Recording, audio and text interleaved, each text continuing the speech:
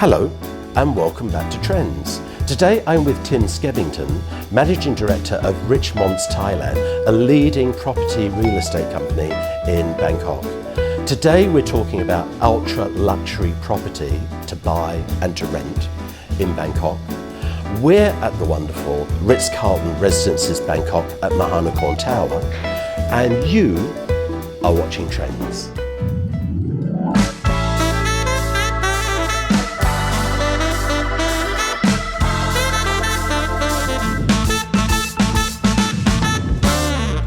Tim, can you give us an introduction to Richmont, Thailand?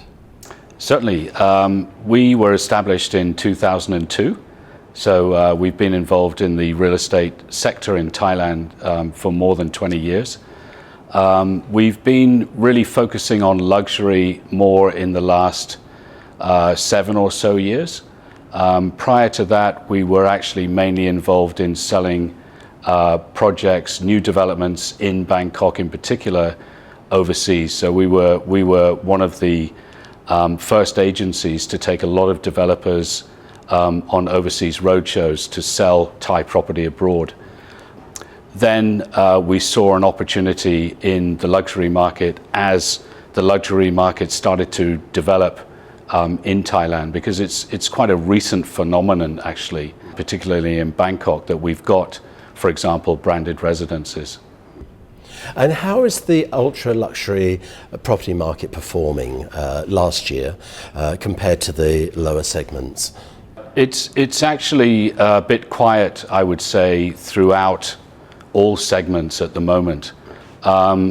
We spoke earlier and I mentioned to you that unexpectedly for a lot of people, but it was happening worldwide.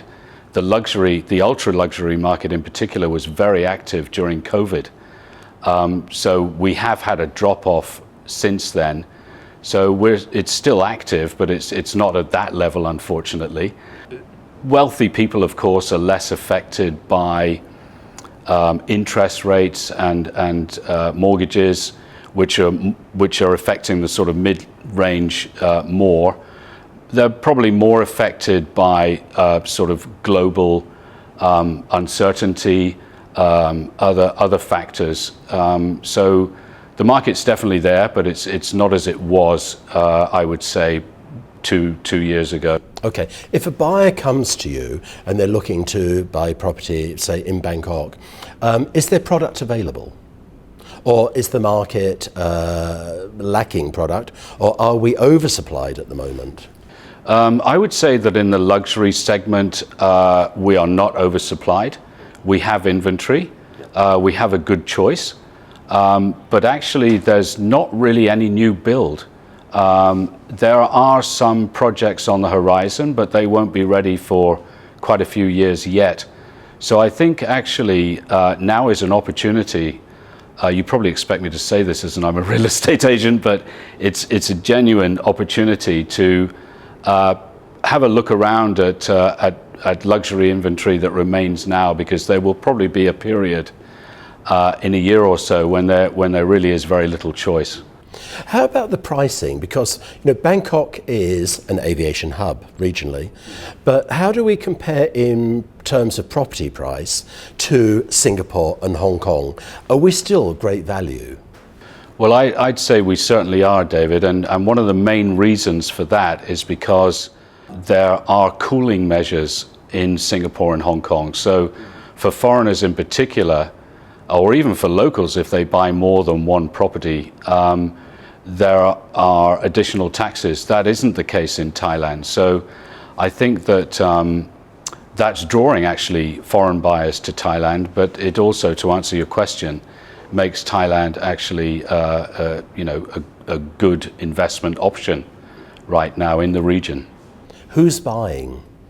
Europeans, Americans, traditional money, Chinese, Indians, Thai market? Who's actually buying at the moment? Actually, it's a mixture of all sorts. So Russians? Not particularly Russians in Bangkok. They're buying more in resort areas, but in Bangkok, not so much. Chinese, certainly, but also Thai people. I think a lot of Thai people have made some money, entrepreneurs in particular, and they are tending to buy, and people are tending to buy with cash.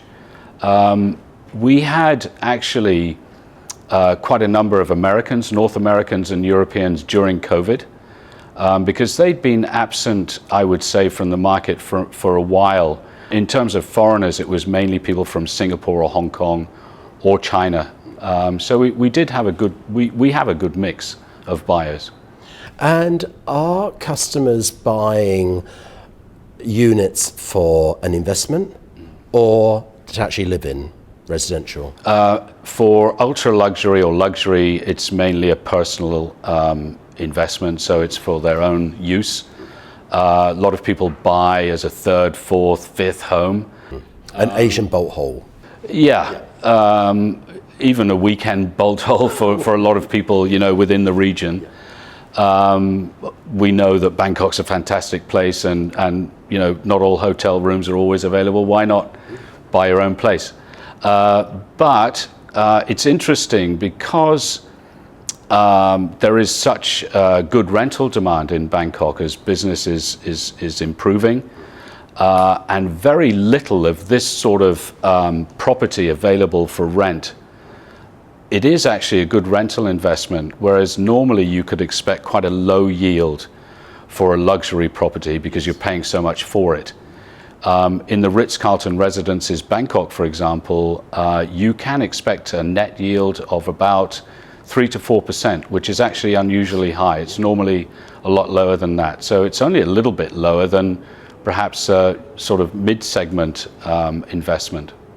Does that branded residence bring extra value to a property development? Absolutely, yeah, without question.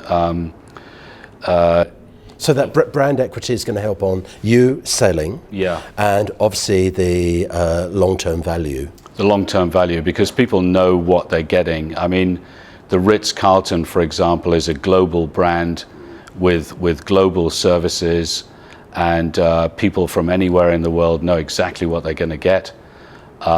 It really sets a standard, and for example, we have had buyers who haven't physically visited, but they are comfortable buying with a video walkthrough, and because of the brand, because they know exactly what they can expect. So in those terms, it really does make a big difference. And does the old saying remain true? If you buy property, location, location, location. Is that true for Bangkok? It is. It's true for everywhere, but perhaps. And what locations in Bangkok would be the hot property destinations? Yeah, I think it's down to lifestyle or increasingly convenience because of our traffic. But it's down to lifestyle too. It's down to the building and the services within the building. We've got a brilliant SkyTrain system now. Here at the Ritz-Carlton Residences, we can commute easily or travel easily because there's a direct bridge walkway to Chongnong-Si station. So in terms of location, we can get anywhere within Bangkok very easily. So it's not that critical if you don't mind traveling by BTS. But I think the most interesting addresses or areas for people looking at luxury property are CBD, Saturn, where we are now, also around Lumpini Park, and there's quite a lot going on around there, and it's a very nice place to live. Lang Suan, Ton Son. What about the old destination, the river? Yeah, the riverside actually has really grown in recent years. I mean, even just 5 or 7 years ago, there wasn't really much at the riverside, but there is now, and any new project is generally one of the more expensive in the downtown area of Bangkok, and rightly so. I mean, the views are stunning.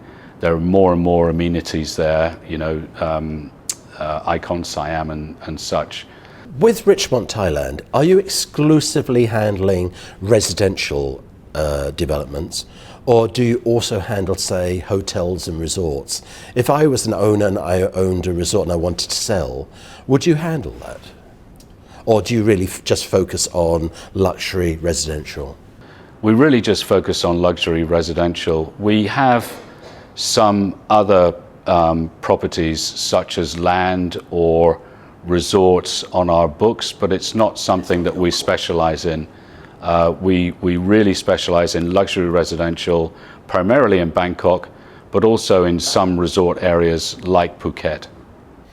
I'm from the UK originally, you're from the UK originally, and the UK property market is suppressed at the moment, as are property markets around the world. When do you think the market's going to bounce back? In the UK? Globally? Globally, I think interest rates have a big part in what's going on at the moment, and I think, from what I've read at least, there is speculation that rates might reduce, and I think that hopefully, in the second half, if that's the case, the market might come back, not just here more, but everywhere. Are the conflicts that we see in Ukraine and the Middle East also impacting purchases? I think they are perhaps more nearer to those areas, because I think the conflicts, for example, in Ukraine is probably one reason for the increase in interest in property in Phuket, because we have a lot of Russians buying in Phuket. And I think the conflicts maybe perhaps, or the uncertainty in the Middle East, that has stimulated, I think, Dubai, for example. It's the flee of cash or investment to safe havens, which can benefit these destinations. Tim, we're talking about these luxury properties that are available. Do you have one to show us? Absolutely. Please come with me. So Tim, what are you showing me here? Right, well, this is a Sky residence, and it's 345 square meters. Oh my goodness. And it's got 3 bedrooms and 4 bathrooms, and it's pretty amazing. Before you show me around, earlier you mentioned that China is an important buyer's market. On that note, I'd like to introduce you to Kun Sunny. Hello, welcome. Hello， 大家好，我是 Sunny， 在泰国。今天呢，我们在曼谷的第一豪宅丽思卡尔顿。那站在我旁边呢是这个销售公司的总监Tim。Hello Tim, how are you? Hello Sunny, nice to see you. Likewise. 我知道我们中国的观众朋友们都是对泰国的投资非常感兴趣的。那我们今天就来问一问几个问题，大家所关心的问题。So I have some questions from the Chinese audience. Sure. So what is the difference between freehold and lease? Okay, so freehold means that you would own a property forever. Whereas a leasehold in Thailand means that you could own it for 30 or up to 60 years only. Oh, I see. As a Chinese, we love to own everything forever.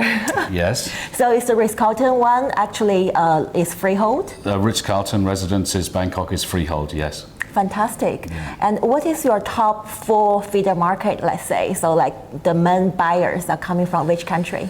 I think the main buyers are from Hong Kong, from Singapore, China, and more than any, Thailand. Okay. Yes. Yeah. So 所以说我们中国还有香港的话，其实还是蛮多人买的，然后是这个top 4的这个排名。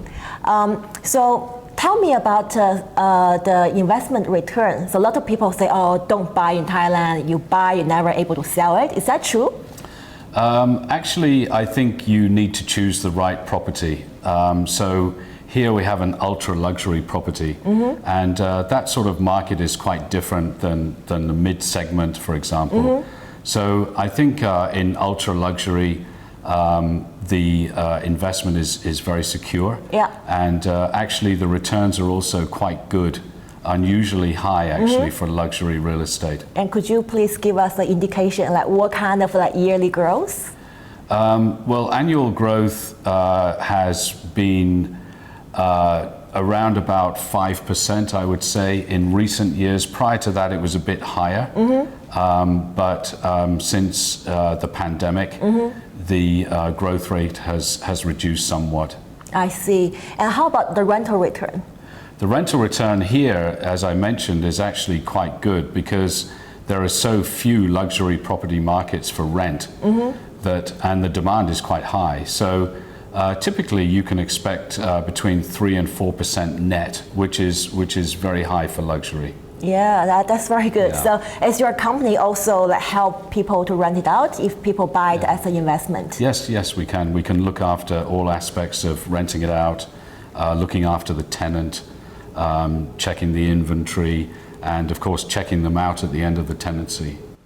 Tim, where are we? We're at the Sky Residence Show Gallery, Sunny. This is our premier unit, premier show unit. It's 345 square meters. We're on the 62nd floor, and I'm looking forward to showing you around. Great, let's have a look.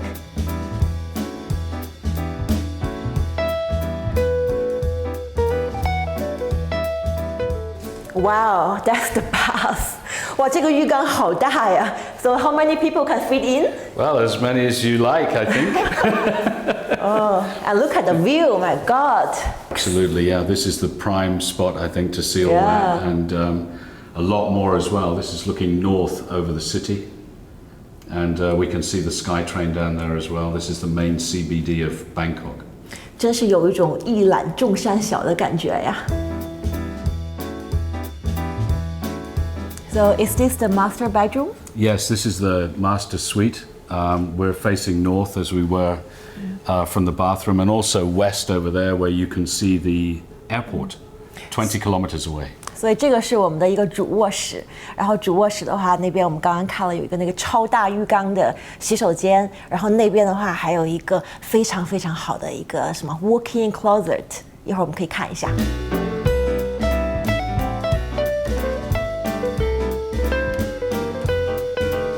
Wow, this is fantastic.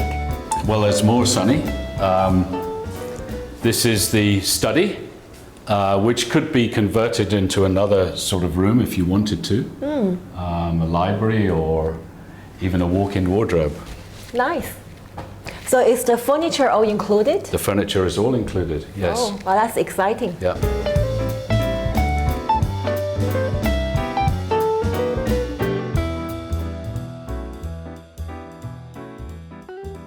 Oh, I'm getting comfortable here. So Tim, tell me, like, how much is this one? This one, Kun Sunny is asking $6.5 million, which is 230 million baht. So 是650万美金，650万美金，同志们。Okay, so how many units in this building? Totally, there are 209 residences in the whole building. Yeah. But there are only about 30 left for sale. Only 30 left. Only 30 left for sale, Wow. and this is one of the only Sky Residences left too. 我只能说一句话，这个有钱人真的是很多呀。So can you maybe give us some like hint, like what kind of profile people actually are the residents here? Actually, we have all sorts of people. We've got Thai people, we've got foreigners, we've got quite a few celebrities. So you'll meet all sorts of people in the facilities areas and also in the lift lobby. Fantastic, yeah. And then you have this one for kids too, for people who have 2 kids or have like guest room. So this is all included, right? Everything is included. All the furniture is included that you see here. It's actually fully prepared to move in. You just need a suitcase. So even the small decorations is also Even included. the small decorations. Wow. Yes. And we can put something in the fridge for you too, if you like. 所以 with 说 bubbles. 我们这个650万美金的话，是所有东西都包括了，就包括这个花，包括这个毛毯都包括了，对吗？那还是蛮值的，是不是？ And this is another bedroom, Sunny. Wow, so this total is the third bedroom. 3 bedroom. So how big in total? What is the square meters? The entire apartment is 345 square meters. Oh wow, very spacious. And the ceilings are extra high, 3.4 meters, which is very unusually. 3.4米，哇，这个真的是好高。So what is the facilities and service fees? So we have facilities or services from the Ritz-Carlton Hotel Group. Yeah.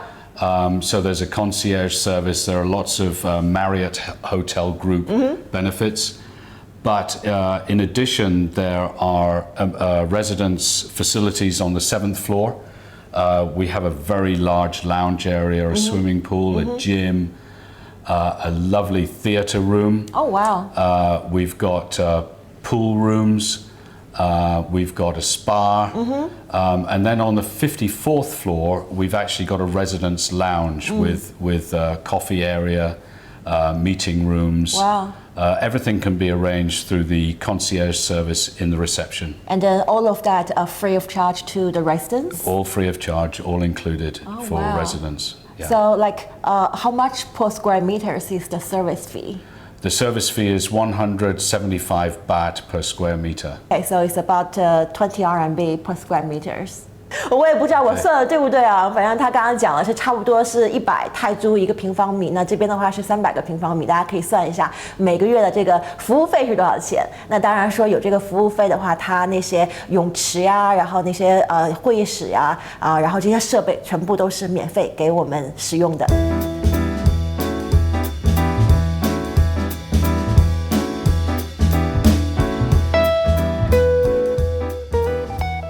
Tim, thanks so much for showing us around the Sky Residence. Absolutely amazing. Kun Sunny, you've been a brilliant host showing us around. And thank you for watching Trends. 点赞。Guangzhou. 评论。